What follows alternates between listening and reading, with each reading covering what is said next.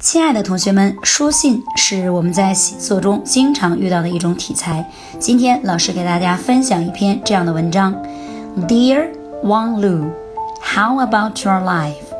I'm writing to thank you for your warm reception during my visit to Beijing this summer holiday. During the visit, I stayed at your home and you cooked 3 delicious meals for me.And you showed me around quite a few places of interest, such as the Great Wall, the Forbidden City, and the Summer Palace. Besides, you took many beautiful photos of me. What's more, you went shopping with me. I really had a wonderful time.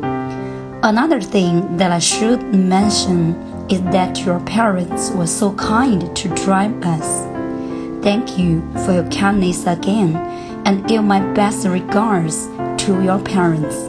Yours truly, Li Ming.